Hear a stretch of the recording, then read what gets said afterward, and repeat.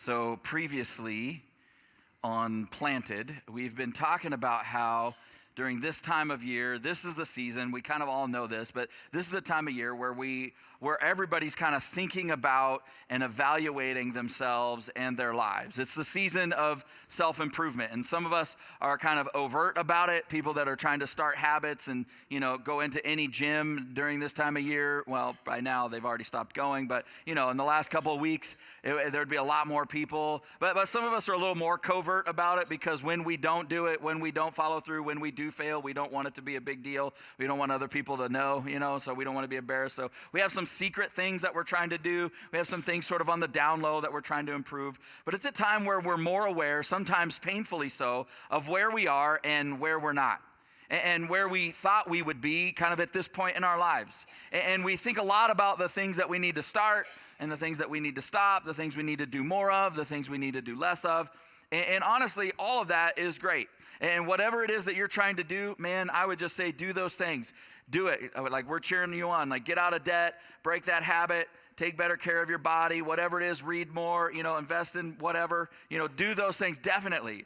But in this series, we've actually been trying to go a little bit deeper than those things and really talking about how the life that we live, the person that we're becoming, it really comes down to the soil and the places that our lives are planted. It comes down to what really the roots of our lives are in, the kind of soil that they're in. Like we've been talking about, how we don't grow and flourish and become certain things because we decided to grow and flourish. We actually grow and flourish as a result of our lives being planted. And this is particularly kind of important if you're a Jesus follower, because the enemy of your soul, he doesn't need to destroy you in order to sabotage your faith. He just needs you to keep, he just needs to keep you from planting yourself in the good that God has for you. And so the question becomes well, then what are those soils? What are those places? And what does that actually look like? And so last week we talked about how, one of those places is the good that God has for us also happens to be in some of the very same places where you're surrounded by problems that are too big for you. And as it turns out, some of the most important growth of our lives happens because God plants us in places that require sacrifice. The problem is, of course, is that we naturally resist those places. We don't want to be in those places. We don't like them. They're uncomfortable. We spend all our time trying to move away from those places. And then, so last week we talked about the potential of your problems, but this week I really want to talk to you about the power of the people in your life.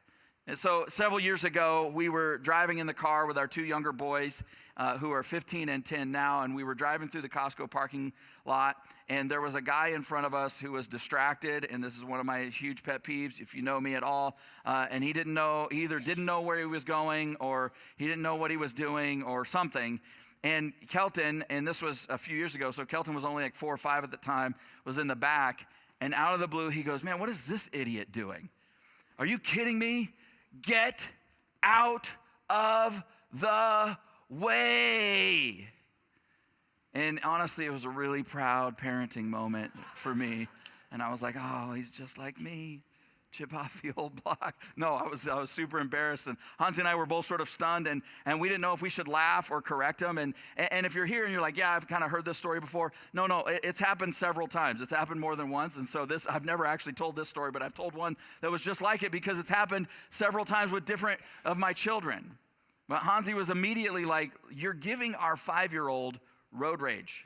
Something's not right." But that's really actually how human beings work, right? We unconsciously pick up words and phrases and behaviors and mannerisms and interests and priorities and passions and perspectives and attitudes and beliefs from our surroundings, from the people that we spend time with, which we all know and understand. But at the same time, we like to imagine ourselves to be the exception.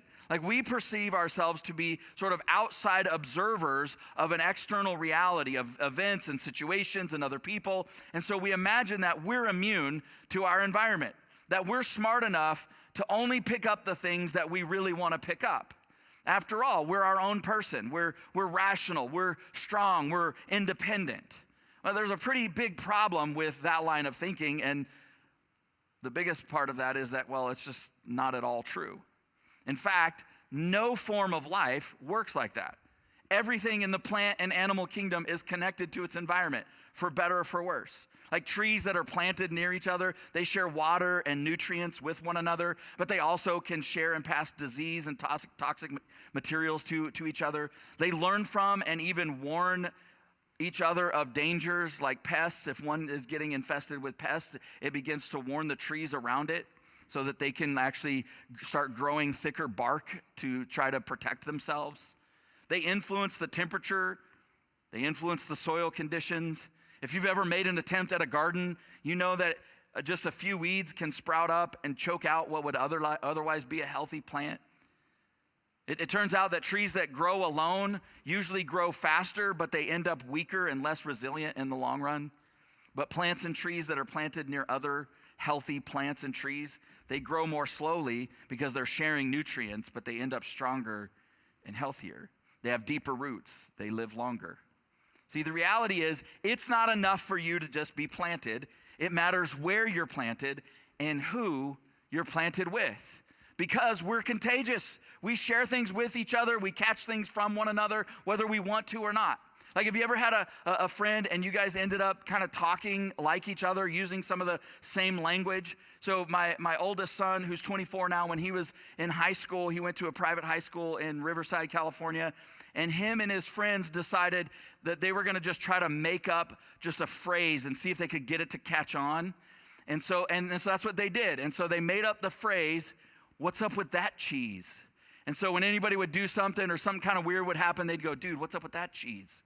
And they just started saying it over and over and over again. And a couple of them, just 2 or 3 of them, got a huge chunk of the student body to just start using this phrase, "What's up with that cheese? Dude, what's up with that cheese?" And honestly, because he was saying it so much around my house, like we were on vacation once and something happened, I was like, "What's up with that cheese?" I was like, "Dude, I hate you. Why did you make that stick in my head?" See, what happens is like we end up talking like each other. Like, have you ever had a friend where you like crack the same jokes and you adopt the same attitudes? See, no matter how independent you are, that happens to us. And it's not wrong or bad. It's actually how God designed us.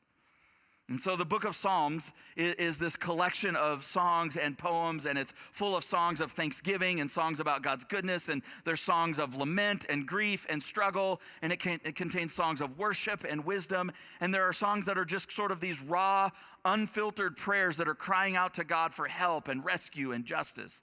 But Psalm 1 was placed at the beginning of the book, and it serves as sort of an introduction to all of that. And it gives us this interesting contrast. And it's almost as if the writer is saying that in everything that life will throw your way, in all the ups and downs of life and faith, in the good and the bad and the ugly, the thing that will ultimately make the difference in your life is where you're planted. And so we've been using the first few verses of Psalm 1 as the theme verse for this series. And here's what it says in Psalm 1, verse 1. It says, "Blessed is the man who walks not in the counsel of the ungodly, nor stands in the path of sinners, nor sits in the seat of scoffers. But his delight is in the law of the Lord, and on his law he meditates day and night. And he is like a tree planted by streams of water that brings forth fruit in its season, and its leaf does not wither. In all that he does, he prospers." I want to draw your attention particularly to the language of verse 1. Where he says, don't walk in the counsel of the ungodly. Don't stand in the path of sinners. Don't sit in the seat of scoffers or mockers. And why not? Because that's who you become. Because relationships have power and momentum. And because we become like the people we spend time with. Because if you stand on a path long enough, you will eventually start heading in the direction that everybody else is heading on that path. And listen, I want you to understand something. Like the language that he's using here is not just like sinners as in one who commits sin, because that's all of us. We're all sinners in that regard. But the language that he's using, he's talking about people whose habits and patterns and perspectives and priorities and passions and attitude are actually pointing and leading them away from God's way of living and toward their own way of living. And he's going, don't go down that path with those people. Don't stand in that path, because that's what you'll end up doing. Because it will just start to make sense to you that you should do what you want to do. Don't go down that path. Don't stand there.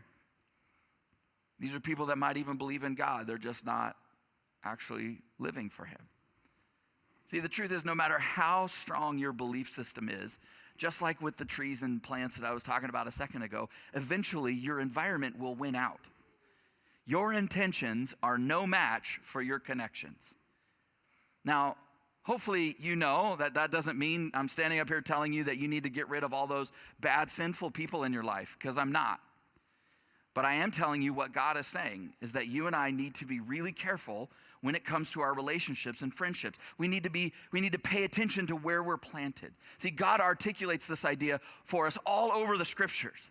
In fact, there's a portion of scripture, we've read it a whole bunch of times here in one of the Old Testament like wisdom books that paints the picture of what's at stake for us in this conversation. And as I've described it before, it really gets read a lot and talked about regarding marriage. And I understand why, and it makes a lot of sense in that context. But when Solomon wrote it, the guy who wrote it, he wasn't really talking about marriage. He wasn't talking about weddings or any of that. He was simply describing what he had seen and experienced in his own life, in his own friendships and relationships. And so he says this in Ecclesiastes 4. He says, 2 are better than one because they have a good return for their labor. If either of them falls down, one can help the other up, but pity anyone who falls and has no one to help them up. Also, if 2 lie down together, they will keep warm, but how can one keep warm alone?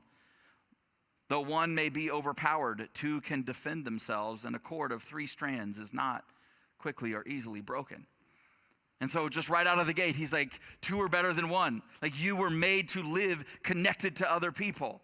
See, you cannot be your best self by yourself. That's just flat out, no matter who you are, no matter how strong you are, no matter how independent you are, no matter how strong your faith is, you cannot be your best self by yourself. There are things that you can't do. There's places you can't get to. There's ways that you won't grow unless you're in real relationships with real people, unless you're planted in good soil. And then he immediately starts giving all these examples, right? Like he talks about helping each other when you fall, or keeping each other warm when life is like coming against you, right? Or when you're out in the cold. He talks about defending one another when the chips are down and standing strong together no matter what. See, in spite of all of our cultural myths, in spite of all of our attraction to the lone ranger, the lone wolf, the superheroes, you're not going to make it through. You're not going to rise above. You're not going to overcome. You're not going to grow into who God created you to be or live a life that truly matters all on your own. And that's true of you as an individual, and it's true of you as a family unit, whatever your family unit looks like.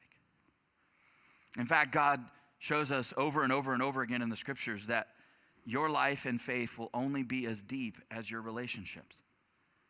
And that's the rub for us, right? Is because, well, people are people. They're messy and they're annoying and they're unreliable. And it's hard to find people that don't get under your skin and upset you and annoy you and irritate you. And that includes you and me. See, I think the truth that we all struggle with at times is that life is a long haul, and you're not going to make it with shallow, short-term friendships and relationships. You're just not. Part of being planted comes down to actually planting yourself with people, to committing and then sticking it out, to staying in one place and deepening those relationships, even in the face of conflict, even when things don't go right, even when things are not looking great, that you just stick it out, you put down roots and you grow through it and you come out the other side stronger together. And that's true for both those that depend on you and those of whom you depend on. I can tell you, if every couple of years you're moving from job to job and church to church and friend to friend and relationship to relationship, and you're chasing opportunity and after opportunity after opportunity, it's almost always guaranteed that you're moving through the path of least resistance in your life. And that's the opposite of being planted. There are times when we think that we've been on a long journey because we've traveled 1 mile 100 different times with 100 different people in 100 different places.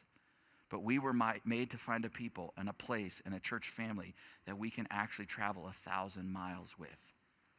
When we're planted with other people, it actually strengthens us. It stretches us in ways that nothing else will. And the truth is, part of being planted is finding your people and moving beyond the surface and putting down roots and then having the courage to stick it out, to stay long term. See, if the problem is always your boss or always the church or always your neighbor or always the other person, you can be sure that the problem is actually always you. And I know that's like kind of like rough and in your face, but it's true. And I think if you were honest with yourself, you'd have to admit that it's partly because there's a pattern in your life that you keep running into, and it's incredibly uncomfortable, and maybe it has to do with some baggage from some other moment in some other chapter of your life, and it's really challenging, but instead of actually doing the work, you bail out and you go start over somewhere else, somewhere new. The truth is, the simple principle that God is trying to get us to understand all through Scripture is like who you become is less about what you know and even what you do than it is about who you're with. Because who you're with will start to shape what you do. Who you're with will start to inform what you know and what you believe. Who you become and what you experience in life. It isn't a matter of what you know or how hard you try or what you believe, but who you're planted with. And what's interesting about these verses in Ecclesiastes is that Solomon wrote them toward the end of his life as he looked back with a lot of regret because he was alone, because he didn't listen to God's wisdom from earlier in his life. So about 35 years before Solomon wrote those words that we just read a minute ago in Ecclesiastes, he wrote this in Proverbs chapter 13, verse 20. He said, "Walk with the wise and become wise, but a companion of fools suffers harm." Same guy wrote the same words, separated by a lifetime of experiences. His life was the living embodiment of those words. See, if you want to change what you do, if you want to change who you are, you have to change where you're planted and who you're planted with. You have to change who you put around you. And so he says, walk with the wise and you'll become wise. Also, when you're a companion of fools, you'll suffer harm. And wisdom here it really means people who understand that life is connected. They understand that their choices and their environment today will determine who they become tomorrow. And so he's going, look, you need to find those people and you need to plant yourself around those kinds of people who understand that their life and what they're doing today is informing who they're becoming tomorrow. And you need to go deep and you need to live your life with those people. And then he says that the companion of fools suffers harm. And fool is the opposite of the wise, right? Of course, it includes people who, unlike the wise, they don't necessarily connect the dots of who and what of today with the dots of who and what of tomorrow. But it also includes people who understand that principle, but they live as if it's not true. They get it. They know. Like what I'm doing today affects tomorrow. They just don't care. They're not carefree. They're careless. They're living for today. Their attitude is, I'll deal with tomorrow. Like, I'll just figure it out. This is what I want right now. I don't care what I want most. This is what I want to do today. And so I'm just going to make these choices, and whatever happens, happens. And so they never really seem to grow or make progress in certain areas of their life because they just are living for today. And he says something interesting about what happens when you have people like that in your life. He says, you are the one who suffers harm. You don't necessarily become a fool. Because you don't like all of a sudden forget that choices today matter tomorrow. But he says there is a level of harm that happens in your life, that there's a level of chaos and messiness and unhealth that sort of seeps into your life, that spills over into your life. And the picture he's given us is what I was describing earlier about the trees and the plants. That if your life is planted with people who are unhealthy, who are unwise, who are foolish, their unhealth will bleed into your life and begin to undermine your strength and your faith and your life. And so it brings up two questions that we all should wrestle with this morning. It is based on these definitions. Are you living like a fool? Like none of us would want to be like, yeah, I'm an idiot, I'm a fool. But truth is, like, you know that today is connected to tomorrow, but are you living like that as actually true? That the decisions and the choices that you make have momentum beyond just right now? Be honest. Are you living just for the short term? Are you ignoring the power and the momentum of the way that you're living today and acting as if you can live your way and you can still have God's outcomes or God's blessings tomorrow? And I'm not asking this, and I'm not coming at you with this to shame you or to put you on blast. It's to invite you to bring it into the light, to admit that about yourself, to start to have a conversation with God about that part of your life. And the good news for you, no matter whether that describes like all of your life or just a particular area of your life, the good news is like you're not alone. Like we've all been there. We've all had parts of our life that we're just like, man, I can't get my arms around this. And so I can't figure out how to pay down this credit card, so I'm just gonna open another one and keep right on going. I can't figure out, how to make this happen in my health or my relationships, and so I'm just gonna put my head down and keep doing what I'm doing. But you don't have to stay there. You can plant yourself. You can plant yourself in a healthy community like this one. You can choose for today to be different because God loves you. There are people here who love you. We love you. We're for you. The second question I want you to wrestle with is just really like, who are you actually walking with? Because he says, walk with the wise, become wise, but a companion of fools suffers harm. Like, who are you planted with? Who are you walking with? Who are you planted near? Are they making you weaker or stronger? Do they help you more regularly live out what you say you value and what's true and what's important in your life? Or do they make it more difficult for you? Because the people who are nearest to us, they will always, always, always shape what's normal for us. Now, I know we like to think that we're strong and independent, that we're free thinkers, but that's not how God designed you. It's not how he designed me. We're permeable. We're connected to one another. We impact and influence each other. And so it may be time for you to evaluate the time and the energy and the effort and the resources that you put into those relationships. It may be time for you to evaluate where it is, who it is you're planted with and near. And honestly, it's hard. It's hard to do that. And part of the reason why it's hard is because notice, he didn't call those people evil. He didn't say walk with the wise and you'll be wise and a companion of evil people suffers harm. He didn't say that. He just said they're foolish. And so it's hard for us because we're like, they're not a bad person. Like I love them. They're great. They have so many qualities. But it's simply acknowledging that relationship, that soil is not good for us. Because relationships, and you know this, like people can sabotage you without intending to, just by being who they are. But the problem with that is even if they don't intend to sabotage you, even if they don't intend to have a negative impact on your life or your faith, the impact is still the same. And so God is saying you need to be really, really, really careful who you're planted with. Don't be mean. Don't be rude. Don't be self-righteous. Be kind. Be generous. But listen to and understand and learn from Solomon. Be careful who you allow into the interior of your life. God absolutely loves them, but it's just that you can't handle them. Absolutely love them. Absolutely pray for them.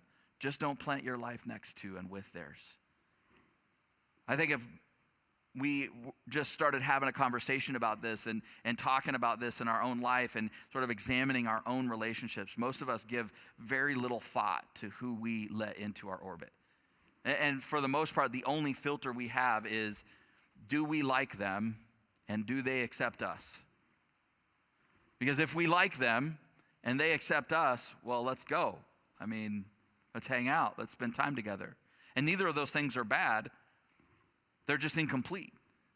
Of course, the truth is like we all enjoy people who enjoy the things that we enjoy.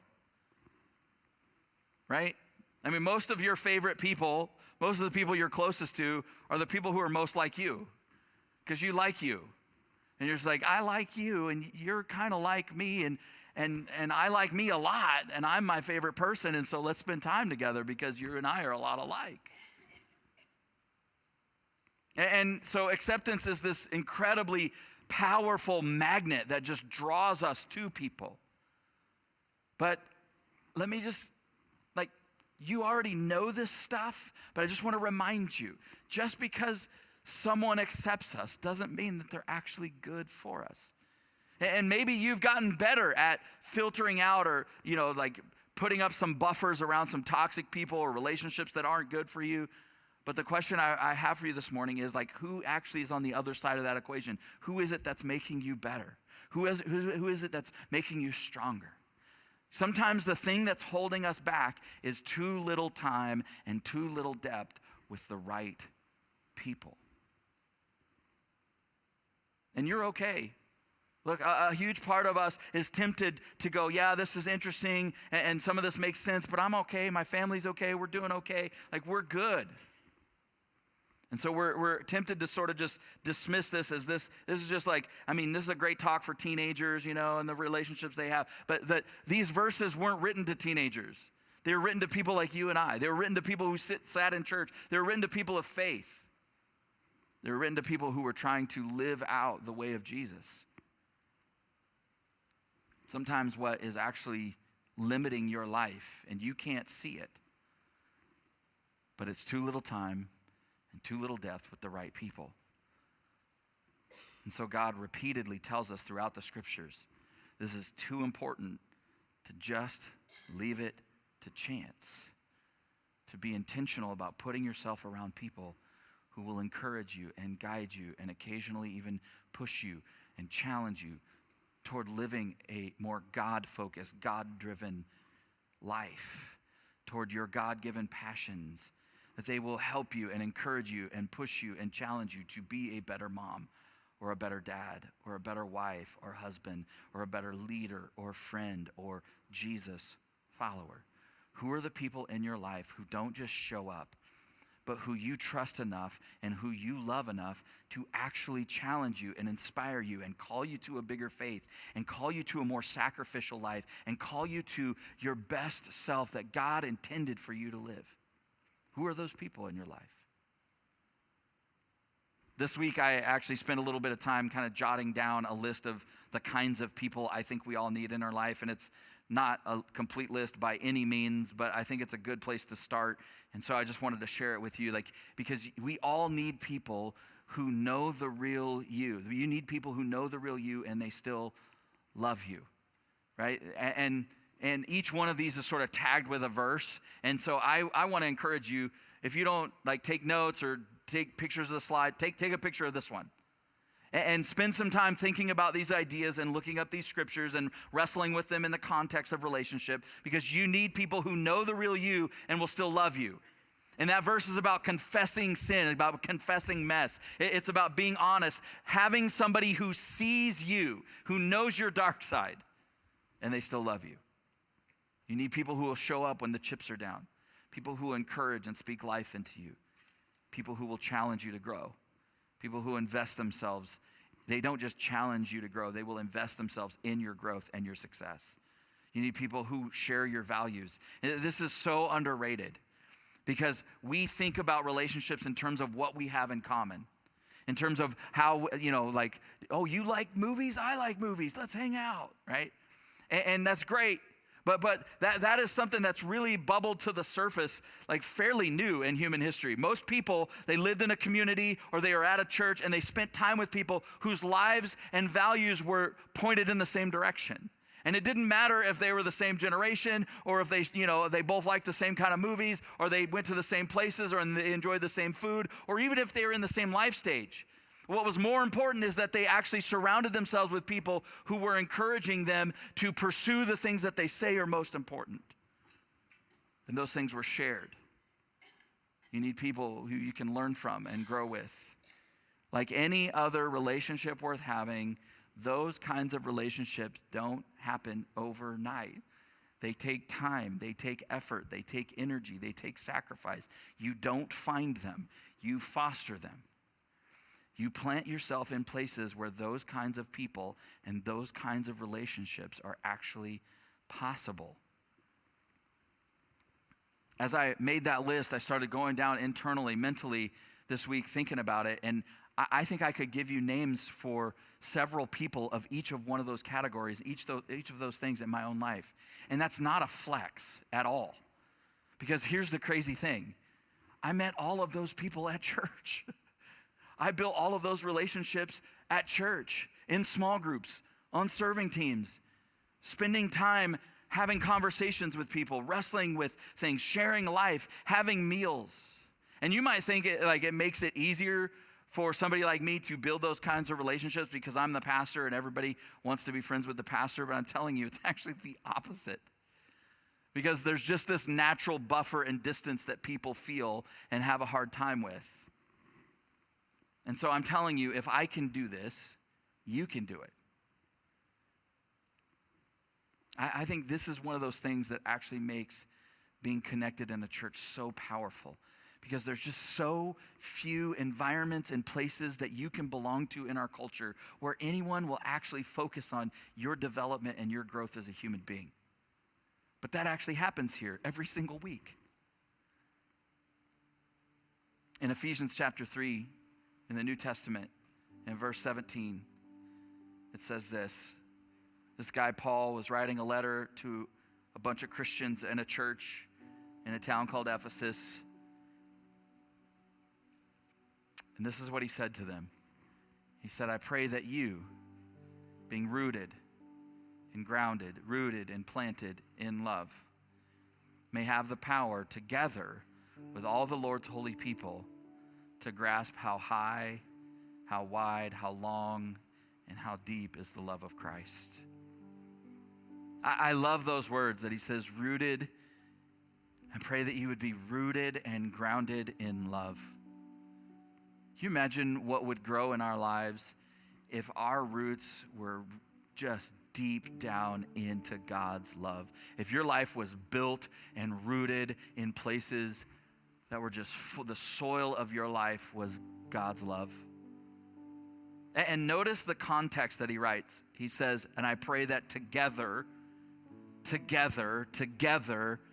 with God's people, that you would have the ability to grasp how wide and long and high and deep the love of Jesus is. And I want you to see this, that your ability to grasp that, your ability to understand and experience and know and have the knowledge of God's love and how incredible it is, move from just something that you know in your head to something that you actually know deep in your soul, deep in your bones. That your ability to grasp that and know that is directly tied to experiencing that and doing that together with other people. That you would understand and experience how deep and wide and high and long God's love is for you, and the way that you would experience that is through the person sitting next to you. That's what God is wanting for your life this year, for you to be rooted and planted in that space. Who you are, what you love, what you're capable of, how far you're willing to trust God in your life. They're all determined by where you're planted and who you're planted with. Invest yourself in getting around people who are growing in ways that you know you need to grow, and begin building a relationship with them, spending time with them. Get around people who help you understand and grab a hold of who God is in a deeper way in your life. If you only experience, like your only experience at church is rolling in, kind of right as things are starting, getting the coffee in the donut holes, and then just sort of checking out, listening to the sermon, and then leaving, I'm telling you, you're missing out on one of the most essential parts, and that is the people. That is the connections, that is the relationships and the life-giving friendships that are possible in this room.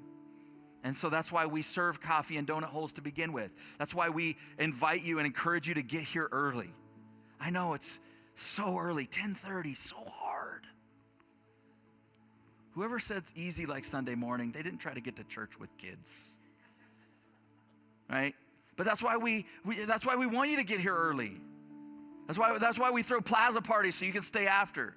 That's why we invite you to do small groups during the week, to create opportunities for you to make meaningful connections with people who want the best for you and are invested in your growth, with people who share your values, with people who are walking the path that you're trying to walk. And here's the thing, when you don't engage, when you hold out, when you don't move in that direction, it doesn't just cheat you, it cheats those around you who need you, because everything you're designed to get from others, you're also designed to give to others. And so you could be the kind of tree that shares nutrients. You could be the kind of tree that makes other people stronger and helps them deepen their roots and steadies them when things get shaky. You can be the one that others benefit from being planted near. You can be the wise one who helps other people grow in wisdom. And so here's the thing that I just want to flat out challenge you to do this year. That is to find people you can honestly share your spiritual journey with on a weekly basis, But don't wait till like October and be like, okay, this is a yearly challenge.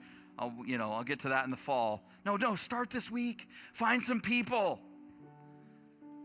And just so this is very specific to what I mean, I think everybody should be in a group this spring. Like everybody here, everybody connected to our church, man, get into a group. And if you don't know what group to do, then just join Rooted. Be a part of that. Start to build relationships. The content is great. It will help you in your relationship with God, but the win of that will be the deep relationships that you're going to form with other people in that environment. Because I can promise you, changing who you're planted with, changing who you're planted near is the thing that can and will change everything for you. Let's pray together.